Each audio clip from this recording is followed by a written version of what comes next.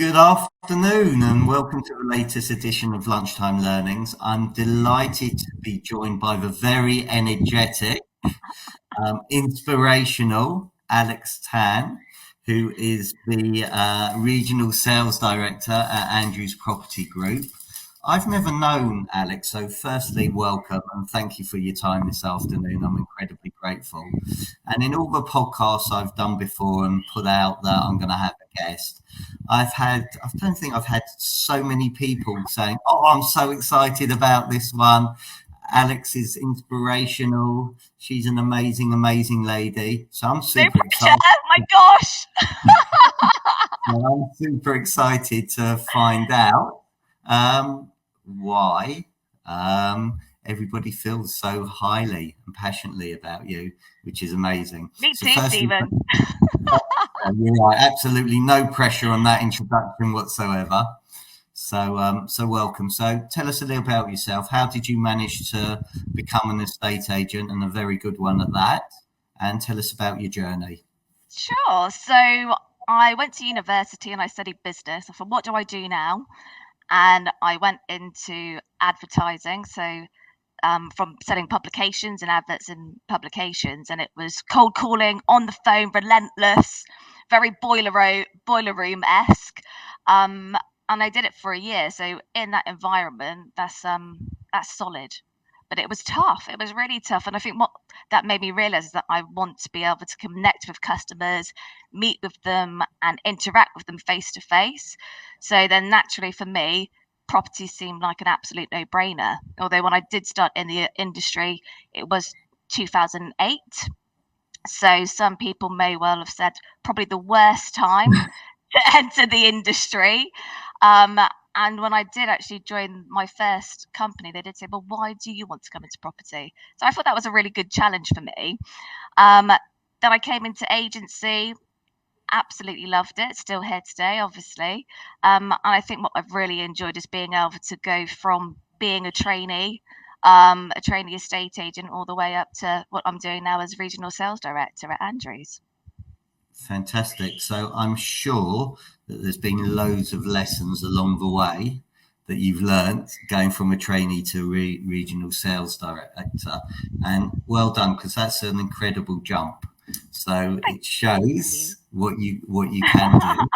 And that's brilliant. So if we go back, so I just want to start about your first job after uni, and you talked about cold calling, and you talked about being in the boiler room, and obviously that's quite scary, being chucked in at the deep end. But what lessons did you learn by being thrown in the deep end then?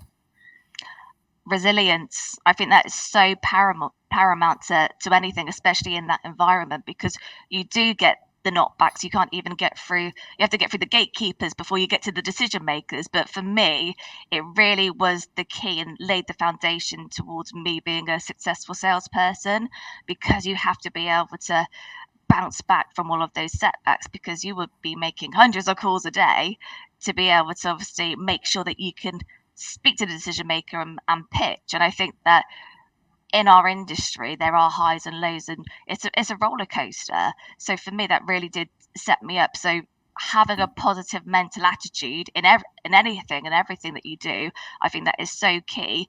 Well, particularly to my success, because I'm a glass half full person, and I think that perseverance and that energy, I think, is the recipe to success. Look, 100%, and I couldn't agree more. So, and I think you summed it up really perfectly. We do have good and bad days in this. It is a roller coaster. Some days there are amazing highs, and sadly there are some incredible lows as well. And I think being resilient is a really important characteristic, as is understanding that you are going to get rejected. So, how do you cope, or how did you cope with no, no, no, people slamming the phone down saying, "Alex, why are you calling me?" So how did You try and handle the objections, but then don't you? And you've had enough. You don't want to spoil any rapport, because it might be an opportunity at a later date. Again, that's like with the industry today, also in the cold calling environment. And I think you just brush yourself up and you get onto that next phone call. I think that really did set me up, especially well for a estate agency. I think when you get newcomers that you speak to and they come into the industry, they think, oh, you're going out on viewings all the time, or you're going out on market appraisals. But the reality is that it's very much a 50-50 divide in terms of being able to speak with customers and physically going and seeing them. So that's a really important element of the business that you need to make sure that people are aware of when they think, oh, I want to be an estate agent. So where's this positive attitude come from? I don't know. I think it's just inbuilt and ingrained in me. It's just that I think it just gets me through life, and I've always been that upbeat person. Don't get me wrong, not everything is all fabulous and always merry, but I think that you have to be able to make sure it's self-fulfilling prophecy. If you feel good, if you've got that energy and positivity, it gets you through the day. And something that I feel really strongly and passionately about with my teams and the people that I work with is that it's really important to be able to have fun and be upbeat and be able to have those times within an office environment, because we work long hours from 9 till 6 o'clock to keep that high energy. It can be quite a chore, but that's why you have to have those elements where you're bonding with your team, you're having fun, you have that banter, because when you're on the phone to customers, they can feel that energy and you feel happy when you're speaking with them. So I think that it impresses on other people. So I think that for me is always the mentality that I have been, and I have to be true to myself, because I'm not for everyone. Sometimes it's irritating. It's like, I can be a bit like in your face, but that's just me. And I think that that's another lesson, is that to just be true to yourself and authentic, and don't change for anybody, because I think that for me, that's what's got me to where I am today. And that's why I love what I do. And I think that it's really important that other people see that as well. And you know what? It already's come over in the first 5-6 minutes on here. Your energy, your boundless enthusiasm, and this helps. Coffee. Oh, okay. Lots of coffee. Starbucks, you get a plug as well. There you go. Maybe we should be sponsored by Starbucks now. And Coffee One. Love Coffee One. There you go. So there's loads of things that you talked about there, and there you go. Joe Ryan, so my walking partner on a Sunday, has joined in and says your energy is infectious. So thank you. I love Joe Ryan. Thank you. There you go. Mutual friends. And then Sultan's watching as well. So thank you for watching, Sultan. We appreciate it. So coming back, you talked about bonding. You talked about creating a team. Okay. So how do you go about build a successful team? What do you look for when you go out and recruit? That is a great question, because you like to be able to see people that are similar to you, but then you can't have too many raw people as well. You have to be able to find that balance and that synergy, otherwise it'd be crazy. But I think that what I look for is, and I'm thinking of the customer, I'm thinking, what will people think when that person is in the living room of a customer in a market appraisal or viewing? Can they connect and can they engage? How do they come across in terms of trustworthy? That's a key word that comes across in our industry, where we obviously try to walk away from the fact of that we have estate agents like traffic wardens or politicians, that we want to make sure that people can trust us. And, we are professional and what we do is important.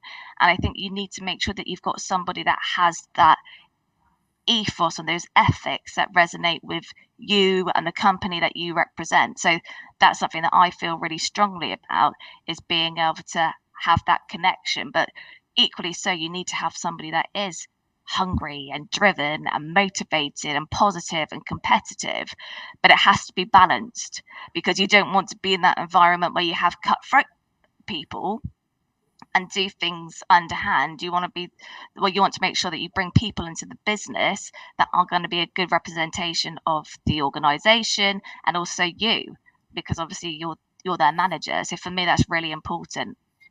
Where do you find those people? Oh, I'm always looking. Here's a plug for me. Come and speak to me. If you tick all those boxes, phone me. they're really hard to find. They are really hard to find, and I think that's a thing because we do a lot of recruiting.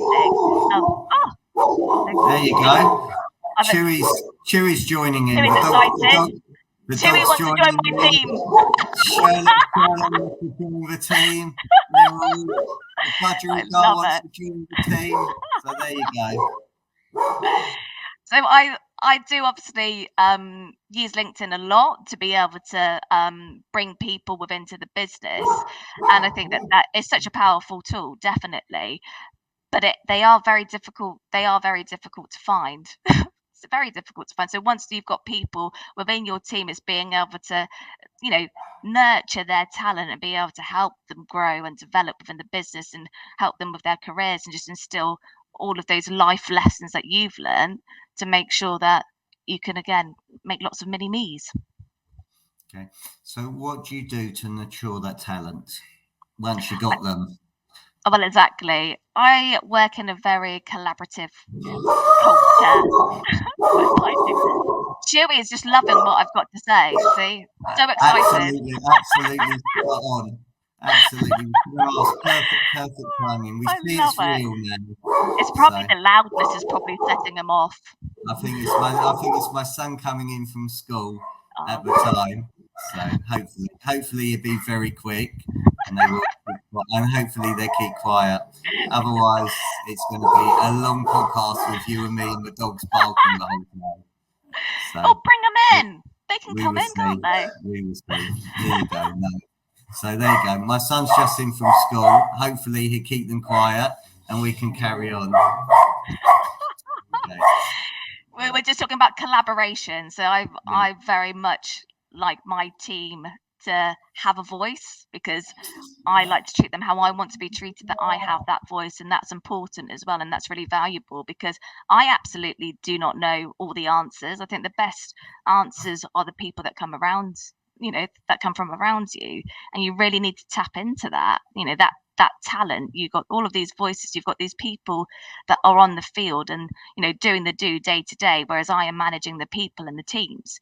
So I have to make sure that I'm very in tune to what they think and their opinions, and I genuinely value those opinions, and I think that's why I've got such a solid team, because we do work together and we have fun. I think, like I said before, Tim, that is so key to make sure that high energy that is instilled in your team. Not everybody's up for it, don't get me wrong. Oh gosh, Alex wants to do another photo or she wants to do another video, but people do embrace it as well. But I just think that you have to have fun with everything that you're doing, but with the viewpoint that we all achieve that end goal together as a team, and that we have fun along the way to be able to be highly successful performers.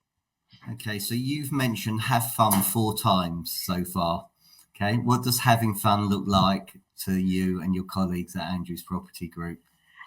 I think that it's just being able to, like we talk about the positivity and the high energy, just being able to keep things fresh and do random competitions. Or we've got our BM meeting, our branch managers meetings, to have fun little games in between. So people tend to call them icebreakers or whatever those look like, but just a bit of fun. It mixes it up, because otherwise we always talk about the figures, and that is key. We've got targets and we've got these goals that we need to hit, absolutely, but let's try and mix it up and break it up where people can have fun along the way, because I've worked with a lot of people that have been able to achieve that balance, because it's not all fun, absolutely not, and I wouldn't ever want people to think that that's all that me and my team were about. Absolutely not. We're very successful people, absolutely, but we work together and we have fun along the way. Okay, so you've most probably worked with, interviewed, learned from loads of people that are top performers. You talked about energy, you talked about resilience. What other qualities do you see or look for, or that you've worked with, that are top performing in this industry? Well, that's a brilliant link to Agents Together, isn't it? Definitely. See what you did there, which I absolutely love. A massive shout out to Sam Offley. He is an absolute legend. When I found out about Agents Together, I couldn't believe the concept, and that it is available to everybody within our industry, and it's free. People are blown away by that very fact. And I've been fortunate enough to work with Kenny Bruce. Kenny is magnificent, and being able to get that insight and that knowledge, and just the way that he spoke with me and champions me, that's really inspiring. And now I've got Verona. I think that for me, wow, I am truly lucky. But I would also say, if you don't ask, you don't get. So Sam and I have spoke many times, probably sick of me, in terms of what I want, what I need, and what I'm looking for. And I'm just absolutely delighted to be a part of this journey. And I think for me, it's being able to also share the word with everybody. So I've spoken to lots of people within Andrews, lots of people that I've connected with LinkedIn. They probably think that I get paid for these referrals, but I genuinely, they probably think I'm a salesperson. You get these automated LinkedIn messages when people are trying to flog you things. I'm like, I'm not. You really genuinely have to do it, because it's an incredible initiative, and I just feel so strongly about it that I wave that flag any which way that I can, really. And now I've got Verona, and I'm just like blown away to have such another powerful leader that I get to work with, that I get to spend time with. And she put a post on LinkedIn recently about paying it forward, which she's doing with me by giving me her time. She's an incredibly busy person, but she is genuinely taking time out of her busy schedule to speak with me. And that really resonates with me, that I want to give that back as well. So I'm speaking with Sam in terms of how I can have a mentee, because it's been so beneficial to me to be able to give back. I think is so critical. Okay, it's lovely to hear what you say about Agents Together. It's lovely what you say about Sam Offley, and about the mentors there. And I think that Sarah and everybody involved does the most incredible job. And the amount of time and behind the scenes work, I don't think people realise what goes on. And I think now there's well over 370 plus mentors. Wow. I think there's well over 600 people that have been menteed. There's definitely over 20,000 free hours that have been given. And so for people that are watching this, there's an opportunity there to get three FREE. Free.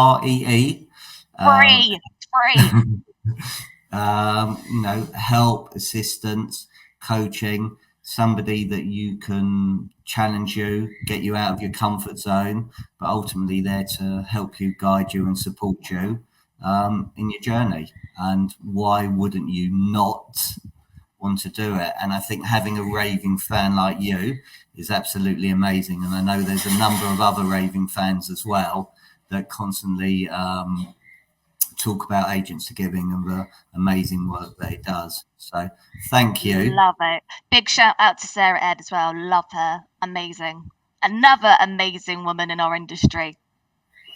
She certainly is. She's absolutely incredible, absolutely fantastic. So Sarah, if you're watching it, keep on doing what you're doing. You're one amazing, inspirational lady. So thank you very much. So coming back, okay, so let's go back to where you were as a trainee. Okay, so what were the lessons that you've done? And actually, one thing that's just occurred to me is people taking action and accountability and implementing stuff, because loads of people go on to training, they want to self-develop, but then they end up shelf-developing. So to go from somebody who's gone from a trainee to a regional sales director is incredible. So you've obviously implemented and taken loads of action along the way. So being an action taker, how do you do it? How do you implement stuff? How do you make sure it happens day in, day out? Write things down. I think that is so key, because you have to take ownership. You can't expect people to spoon feed you, micromanage you, because not a lot of people like that. And I think you do have to be self-sufficient and have your own enterprise that you want to build, but only you can do that for yourself. So when you're talking about recruitment, really, Stephen, I think that's so key to see those raw ingredients, because you can build on a lot, but if you don't have the right attitude and you want to be able to achieve and you want to hit targets and you want to progress, you can only take people so far. So knowing what I need to achieve, writing it down, breaking it down as well into smaller sections makes it a lot more achievable. So it's actually really simple if you just drill down in terms of what those targets are into bite-sized chunks, but keeping a track of it. I think once you write things down, it's like at the end of the year when you write down your goals and everything that you want to achieve for the year ahead, and then being able to look back and see where you are you on plan, how are you going to achieve that?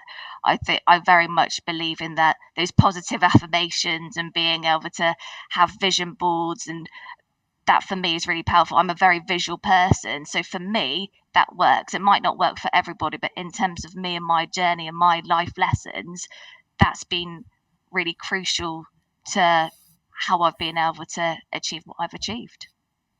Brilliant. And again, if I'm unpacking that, there's loads of gold in those few sentences. And, you know, I've had the privilege to have Vicky Bieberis as a guest on here and Angie Cooney as a guest on here. And both of them are successful agents in their own right. And they've both mentioned vision boards. And, you know, the Gold Corney saying success leaves clues. Well, success does leave clues. Here is that you do vision boards as well. There's a reason why you're so successful. I love the thing that you said about breaking things down, okay?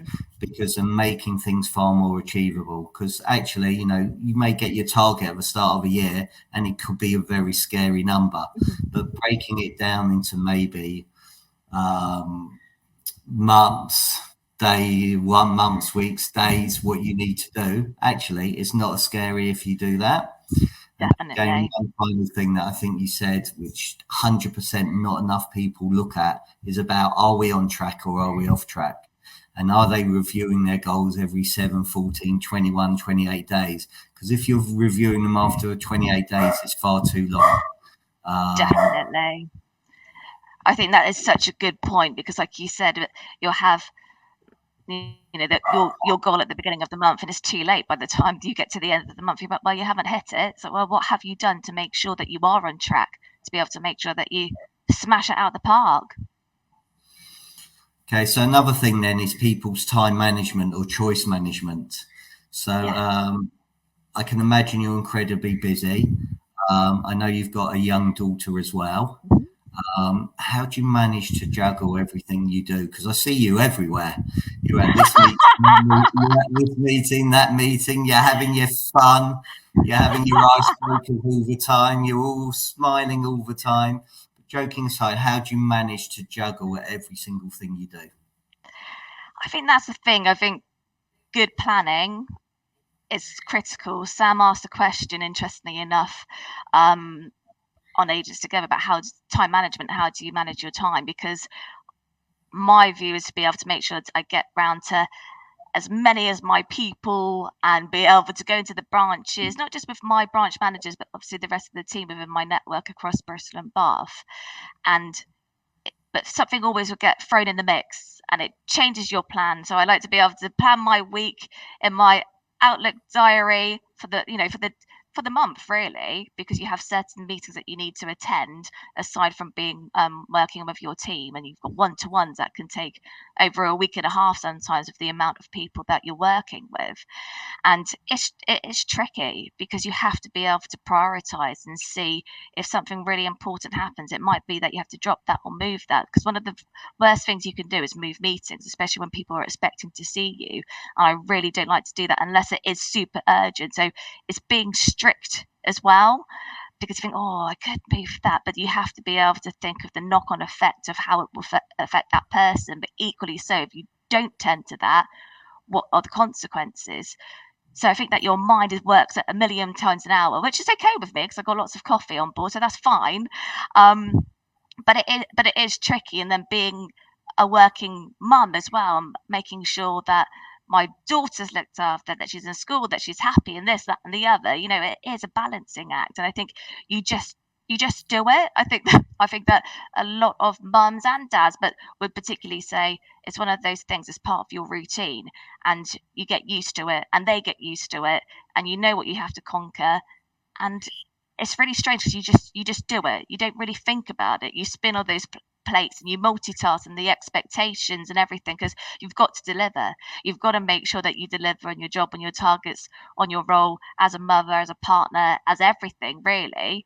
And you know, sometimes some things do fall to the side. So friendships maybe. So for me, you know, it's very difficult to be able to incorporate that in my life, but that's something that I'm balancing and I'm trying to work on. And that's why I'm so open to being able to get advice and, you know, recommendations, and that's where Agents Together works so well for me, because it was so funny when you contacted me to do this. It's like, are you sure he's got the right person?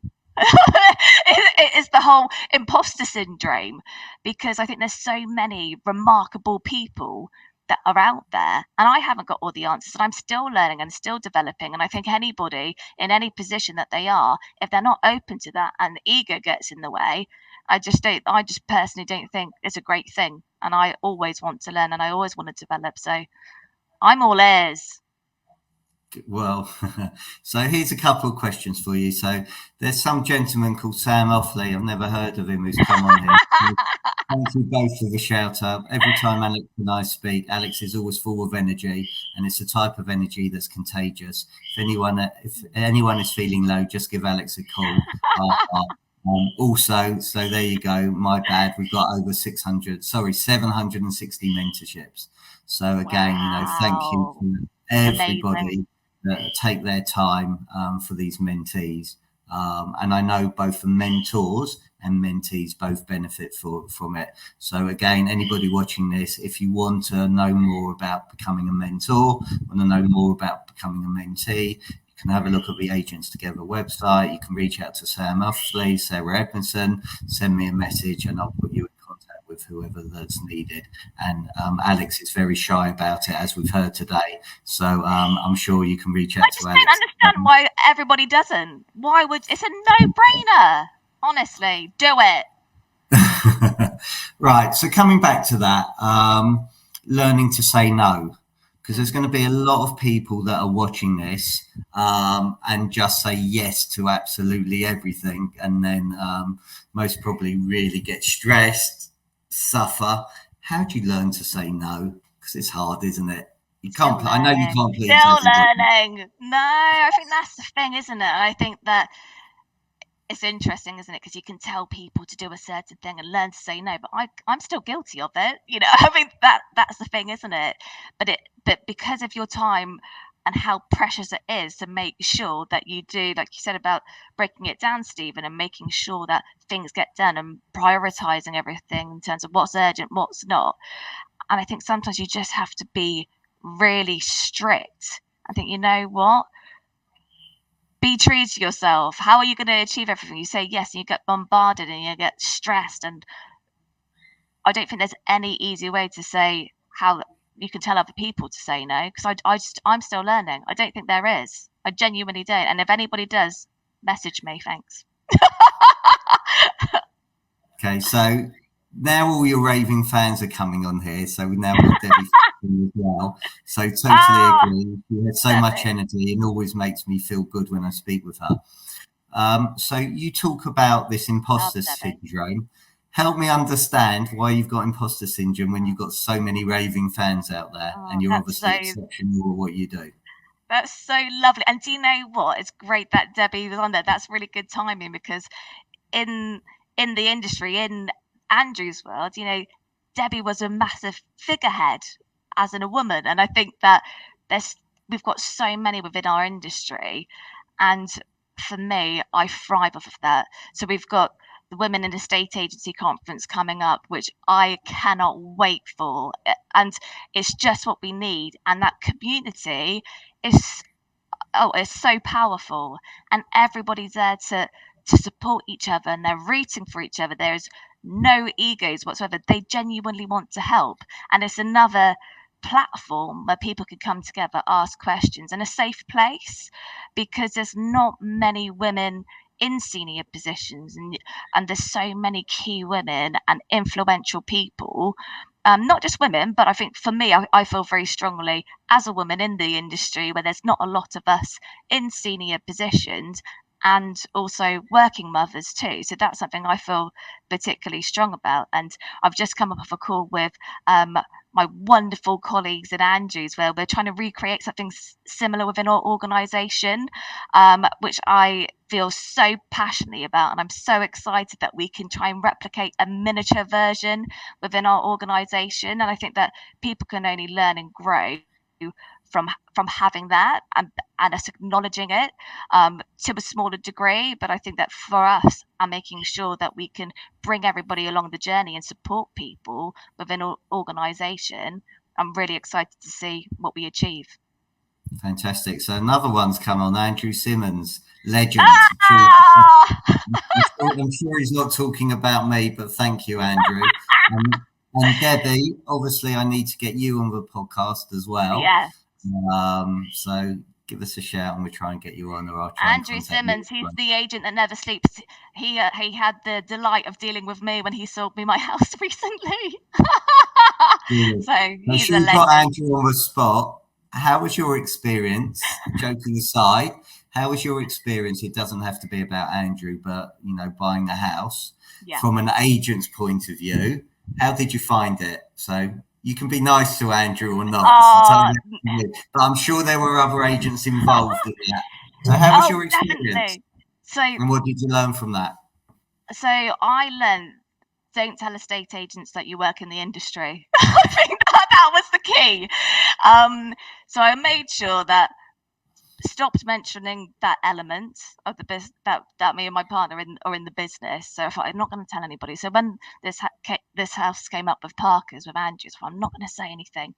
But then I saw somebody linked to my LinkedIn profile. I was like, damn, my cover's blown, and that was it. But Andrew was brilliant, and I think it's really interesting in terms of those interactions and the communication, because we're so customer centric, and we really want it to be a really great experience. And hiccups happen; they happen with me.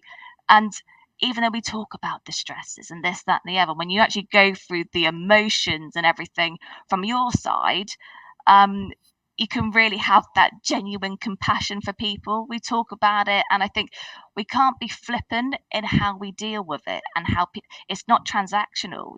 This is a really emotional purchase and an expensive purchase that people are going through. And also when they're selling their property, their circumstances, you never know what's happening. And I think that we can have all those figures and numbers, but we can't shy away from what an important pivotal part we play in that journey of people buying and selling properties. So that's something we really try and drive within our branches and the people that we work with. But it's tricky, emotions run high. People will kick off at you, but it's having that understanding of why they would, and just try and handhold them through the whole journey as best you can, and give them the advice, give them that direction, and be able to hand over the keys. There's nothing more exciting than giving them those keys at the end of the transaction. 100%. And I think some of the things that you talked about there, communication. So, the market is normal compared to how it was over COVID, and being very respectful, because I know agents worked incredibly hard at those times. But the market is different. You're not getting the 20, 30, 40 people standing outside the property, best and final offers. You have to give people time now. And I think there's some agents that at the moment, started in 2008, and I remember we opened up a new office in Crouch End in 2008. We spent an incredible amount of money refurbishing this new office, and then it just collapsed. And for us, actually, it was just an incredible opportunity, because there were agents out there that couldn't sell any properties. And even though we were a new agent in that town, people were happy to give us a try. So actually, we got a lot of property on relatively quickly. And I'm sure there's a lot of agents that are not communicating with their sellers at the moment because they're not to see the property. And vendor care to me, it should always be a priority, but even more so now. Even if you're not getting viewings physically, you are getting virtual viewings. So you know what your stats are from Rightmove and your own website and your Facebook and stuff like that. You can see what their competition is. So you need to be having communication. Then you talked about compassion. 100%, about having the empathy that you need to have. And I think coming back to what you said earlier, and this is what I always can't understand with estate agents. So you mentioned trustworthy. So, and I think there was a recent post on LinkedIn that there was a question on family fortunes, which said who are the most hated professions, and estate agency was on there, and yet we're trusted to sell people's biggest tax-free assets. And most people, what you say, oh, I'm an estate agent, and you go, liar, and whatever. I won't go into what most people say. We're being polite. And yet we're entrusted to deal with somebody's biggest tax-free asset. And, how can estate agents build that trust? How can we demonstrate it? Because there are some exceptional world-class estate agents out there that don't get the praise that they should be receiving. So, what can we do as agents to build that trust? I think that's the ultimate question, isn't it? And I think that if we knew, we'd be doing it day after day. And I think that it's more so in the actions, that what you're doing and how you're interacting and how you're behaving, that in itself will produce that trust. Because I don't think that you can say, oh, you can trust me, because it's like, well, prove it. And I think that's what our job is, that almost that trust can only really be seen at the very end, because they've been able to see your emotions and how you react and how you behave. But I think it's really difficult to be able to measure that, apart from if you know that you're doing the right thing, that you're doing everything above board, that you're a qualified agent. And I think that that's so key to how we operate within an organisation, within Andrews, and it's really important to us, and that's something that we really strive to do, and want to be the best at in the industry. Okay, so a couple of final questions, because I'm really grateful of your time, and I can hear my stomach rumbling. So, but you talked about being a qualified agent. So obviously we've got Property Mark out there. So does everybody have to go through Property Mark when they come and work for you? And why do you see I know you've explained it, but why should people be going to Property Mark and getting that qualification? Because I agree with you 100%. I've been doing this for a long time, and I've been wondering in my 30 years doing this why there's no regulation still, and why estate agents don't have a license. And I just did an interview earlier this morning. It's going to come out on Sunday with Matt LaHood, the CEO of the agency in Australia, and they're all licensed out there. And in America, they're licensed out there. But the UK, you can be a butcher or a dentist one day, and then the next day you're an estate agent. So why do you feel Property Mark, having a qualification, is really important? Or, we speak about Charlotte at the Able Agent. Yes, absolutely. What Charlotte's doing as well. To help change and regulate the industry. But what's the benefits of whether it's with Charlotte, with Property Mark? Why do you think your colleagues go through that program? I think it makes you credible in terms of what you're doing, rather than doing, like the expression, but winging it. And I think that that's the key. And we've worked with Charlotte at the Able Agent to be CPAP qualified. So we've constantly got our intake of making sure that everybody within Andrews Property Group will be qualified. And I think that if you look across the industry in terms of who is, who isn't, I think that will instill that confidence and that trust piece, really, Stephen, to our customers. And I don't think there's anything more powerful than that, because of the time and the expense that goes into it. It does make it a lot more serious, rather than just going on a viewing and doing this, that, and the other. And I think that that's why historically agents have been given a bad reputation. Whereas I do think that this would solidify making sure that people know what they're doing the right thing, knowing what the laws are. And then that way, I think that our industry as a whole will be put in a lot more favourable light than it has historically. 100%. So, and Charlotte's amazing. Charlotte at the Able Agent, love her, amazing. There you go, another raving fan, Charlotte.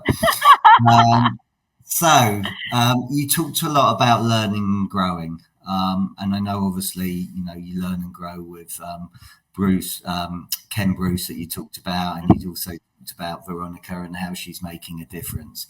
So apart from there, and apart from Property Mark, if people are watching and listening to this now, what recommendations would you have for books, podcasts, or people to follow?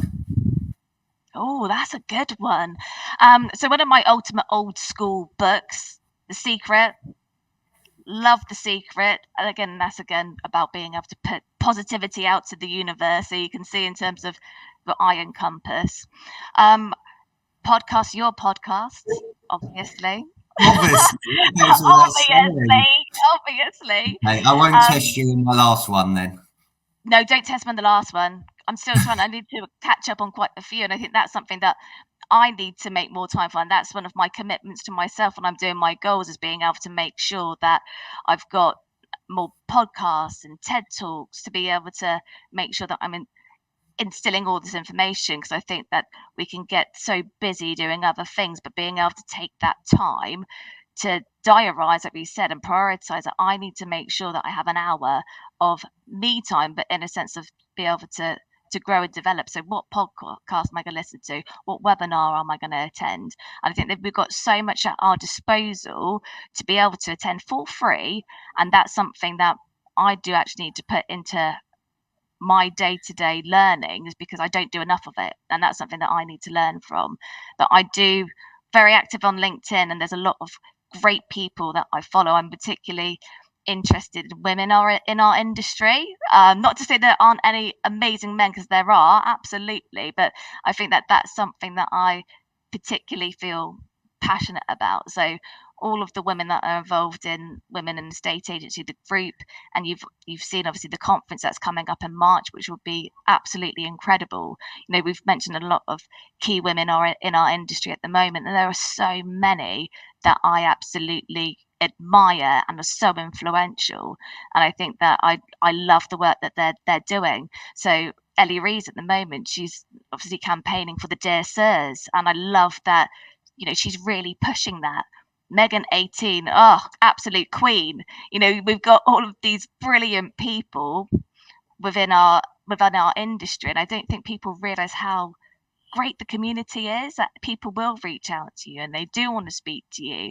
And if you do need help for anything, doesn't matter where you are, that you have got these people that you can approach, and they want to help you, and they do it joyfully. And I think that we are extremely lucky to have such incredible women in the property industry. So don't shy away from it, and be a part of it. I think there's some really exciting things to come, and it's quite interesting at this day and age. We have this conversation, and there's still many glass ceilings we've got to break through, but we will. There's a powerful force for sure. I am looking forward to being on the panel there as well. I know. I'm looking forward to seeing you. I'm looking forward to meeting you again as well. You've been absolutely fantastic today. So thank you very much. And I know on the Women in Estate Agency conference, there's only a handful of tickets left. So, this isn't a sales ploy. If you want to go, you need to book very, very quickly. Otherwise, you're going to be on the waiting list. So well done to Liana and Claire and Lucy and Elle. I've mostly missed out somebody, so I'm really, really sorry. But I think you're doing an incredible job putting it all together, and I think it's going to be a really exciting event. Can't wait. And Cannot wait. so I look forward to seeing you there. Thank you so much for your time. You've got so much energy. So much energy, so much passion, and so many raving fans. It's incredible. So, thank you very much. Thank you all for watching and listening today. Alex, if people want to find you and get hold of you, you've mentioned LinkedIn. Anywhere else? That's it. All on LinkedIn. Okay. That's the main social that I use. So. Brilliant. Well, look, thank you for being an amazing guest. I really look forward to meeting you soon. Thank you, everybody. Have a really good afternoon. Cheers, everybody. Thank you so much.